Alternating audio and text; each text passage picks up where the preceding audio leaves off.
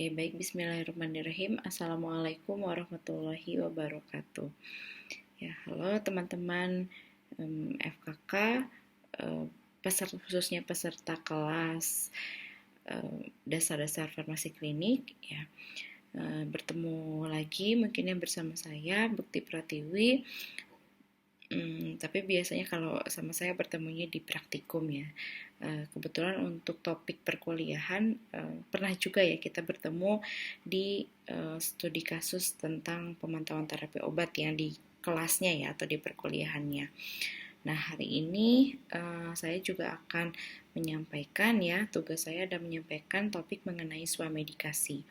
Ya, jadi walaupun sebetulnya teman-teman sudah sering melakukan prakteknya ya, praktek ya tentang swamedikasi di praktikum konseling dan informasi obat, dan juga mungkin teman-teman sudah pernah menerima sedikit atau banyak ya topik mengenai swamedikasi, tapi saya di sini akan coba mengulang kembali atau mereview kembali mengenai topik swamedikasi.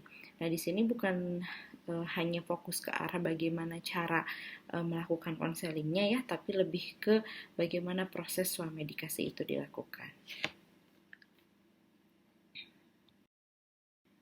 Ya, ini adalah outline yang akan disampaikan ya. Jadi ada pendahuluan ya, pengantar lah tentang swamedikasi. Kemudian nanti ada penjelasan apa itu swamedikasi dan ada sedikit hal-hal tentang penyakit swamedikasi yang ya maksudnya penyakit yang dapat diatasi dengan swamedikasi ya. Oke. Sekarang mungkin ini saya sampaikan terkait dengan latar belakang atau pendahuluan. Kenapa sih kita penting ya mempelajari atau mengetahui swamedikasi? Mungkin teman-teman pernah pas awal-awal pandemi itu ya, pas pas awal-awal banget pandemi kan itu pernah tuh ada kejadian penggunaan kloroquine ya, kloroquine yang diborong ya karena panik buying gitu, karena waktu itu keluar ya informasi bahwa kloroquine ini dapat digunakan dalam pengobatan COVID-19. Nah, tapi orang-orang tuh menyalahgunakan informasi tersebut, malah banyak ya, ini kan di beritanya nih, latah memborong kloroquine. Jadi tidak terkena COVID-19 juga karena ya dianggap bahwa kloroquine ini dapat mencegah terjadinya infeksi COVID-19. Jadi waktu itu kayak ada panic buying gitu ya.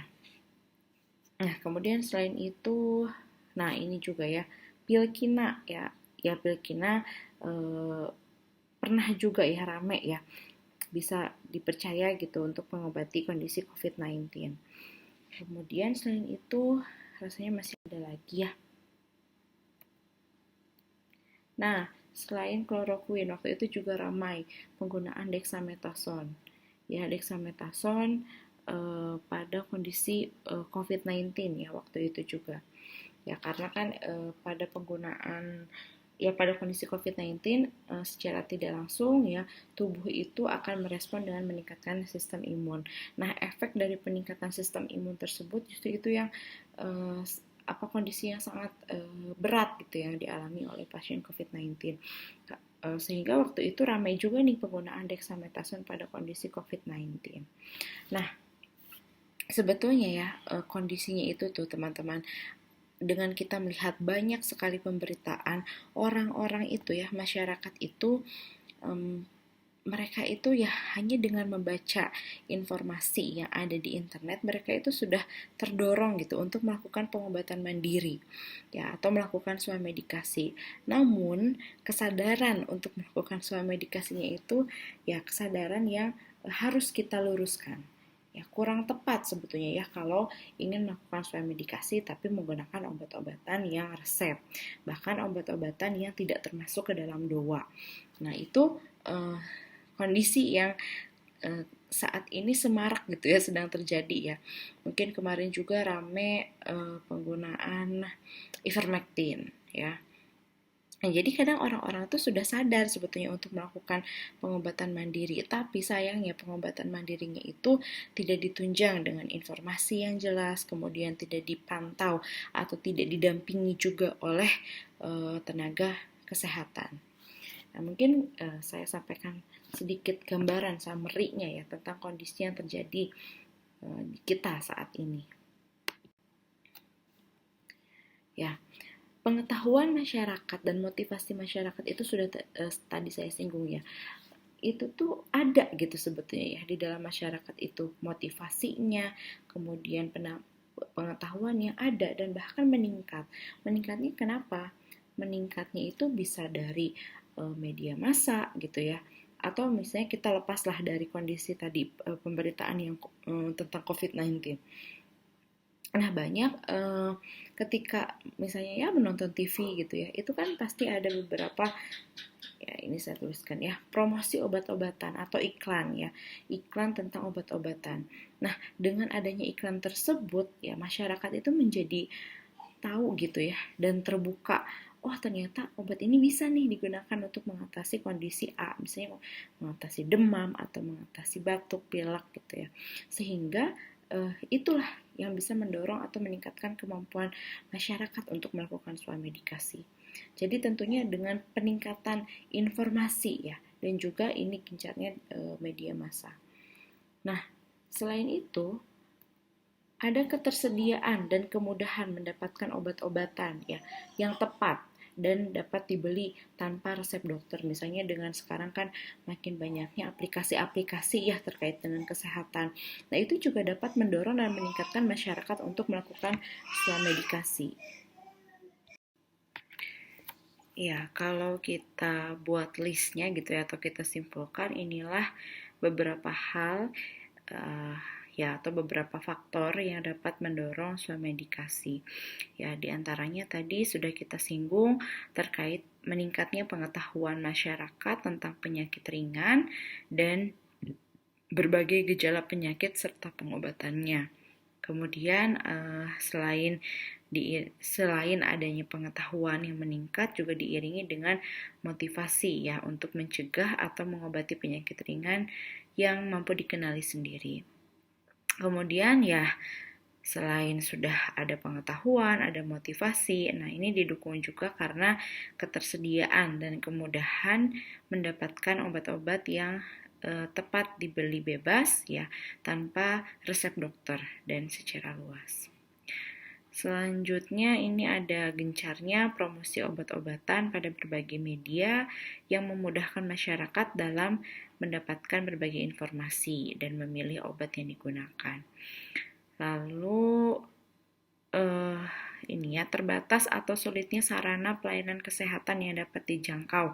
Misalnya ya jauh dengan puskesmas atau jauh dengan rumah sakit. Jadi ya untuk mengatasi penyakit ringan gitu ya yang masih bisa dikenali oleh sendiri ya jika ada apotek yang lebih dekat tentu akan lebih memilih apotek ya.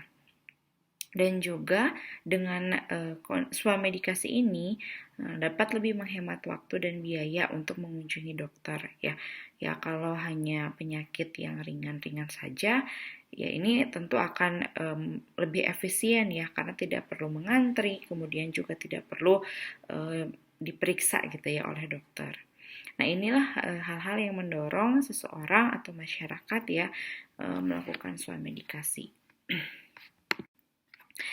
Nah, tentu kondisi masyarakat yang sudah sadar untuk melakukan swamedikasi, pengetahuannya sudah banyak, kemudian juga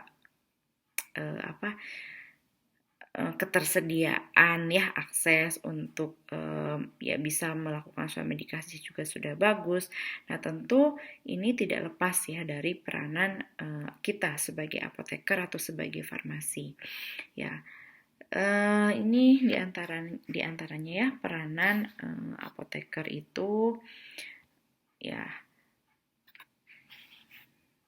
Ini memberikan kemudahan dan kesempatan bagi masyarakat untuk berkomunikasi dengan apoteker, ya karena tentu yang lebih paham dan mengerti mengenai obat-obatan adalah apoteker. Jadi walaupun masyarakat sudah punya pengetahuan, kemudian sudah punya motivasi, ya tetap harus disupervisi atau dipandu lah oleh apoteker agar tujuan dari swamedikasinya itu memang betul untuk mencapai hal yang diinginkan. Jadi bukannya malah menimbulkan hal-hal yang tidak diinginkan. Kemudian ini peranan dari apoteker menilai kelayakan permintaan obat dari masyarakat dengan memperhatikan situasi dan kondisi yang ada serta peraturan yang berlaku. Nah, maksudnya situasi dan kondisi ini terkait dengan kondisi pasiennya ya, dan disesuaikan dengan peraturan yang berlaku. Jadi, kalau ada seseorang yang memerlukan atau ingin melakukan swamedikasi, nah tentu apoteker ini harus bisa menilai apakah tepat atau tidak untuk diatasi dengan cara swamedikasi, dan kalaupun tepat dengan cara swamedikasi, nah obat-obat apa saja yang dapat diberikan, nah itu didasarkan pada peraturan. Ya, misalnya salah satu yang mengikat itu adalah peraturan tentang daftar obat wajib apotek yang berisi list obat-obat keras yang dapat digunakan oleh apoteker dalam proses swamedikasi. Kemudian peranan apoteker adalah memberikan pendidikan kepada masyarakat mengenai obat-obatan yang bisa digunakan dalam pengobatan mandiri serta hal-hal yang harus diperhatikan dalam penggunaan obat tersebut. Jadi setelah kita menilai kelayakan, kemudian kita memberikan rekomendasi ya dari pengobatan. Nah, ketika memberikan rekomendasi dari pengobatan itu, itulah proses apoteker mendidik pasien. Nah, mendidiknya tentu dalam hal bagaimana cara menggunakan obat-obatan tersebut.